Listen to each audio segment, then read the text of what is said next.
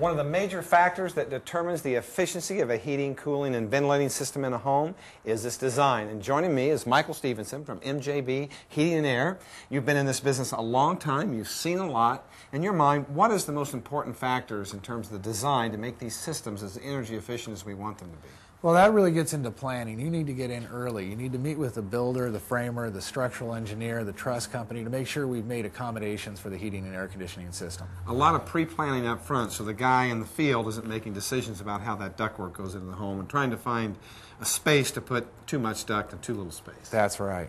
What about sizing the systems? Sizing is critical. Everything needs to work together to make sure you meet the energy efficiency and the capacity that you need in that home.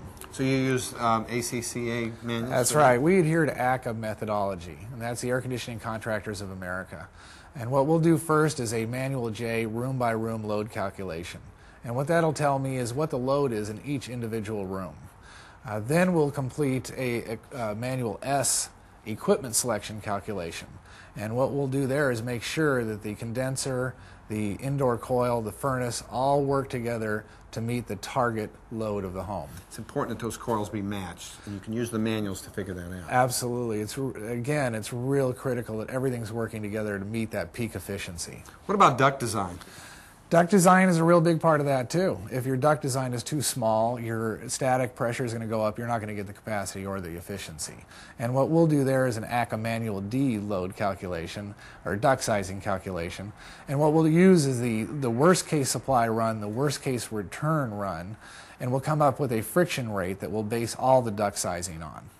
Now, in terms of the duct sizing, if you have cranks and so forth and compressed ducts, that really has a big impact on the overall efficiency of the ducts? Absolutely. What we look at is every fitting, every bend. A 90-degree sweeping bend in a duct is the equivalent of 15 feet of stretched out tight flex duct. So any additional kinks, anything like that, will really affect your efficiency. So the installation in the field, you don't want to be compressing them down in between trusses and things like that, because it really reduces the efficiency. That's right. You can't have that. Now, another important factor is the coils themselves, and I suppose one of the long-term issues is can you get access to it and can you clean it? Because if you can't service the coil, its efficiency is going to go down and we're not going to have long-term efficiency. Yeah, all the air conditioning and heating equipment needs periodic preventative maintenance. And we've got a coil here I'd like to show you, if we can get this open. Now what's nice about this is you have an access panel. That's right. A lot of coils don't. Yeah, this is a really nice coil, and the quick and easy way of getting access to it, it makes it easy for the service guy. How much does a clogged up coil impact the efficiency? Very much, and the filter and filtration for these systems is basically just to keep the dirt off of the system. It's not meant to filter the air in the home. But even with the filters, you're going to have a dirt buildup on the inside of this coil. It needs to be removed periodically. And having access is really important. Yeah. Now, one of the things the code is going to require in some climate zones, not all, is a thermostatic expansion valve.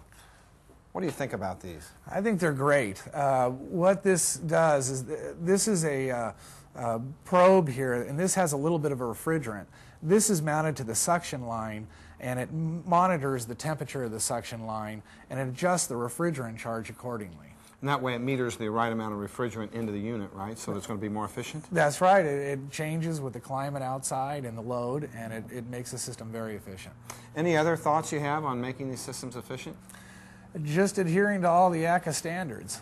Making sure that you got a good design, you size appropriately, you have good duct design, have accessibility to the coil, and periodic maintenance. Periodic maintenance. That's right. Well, thank you, Mike. Appreciate you being here.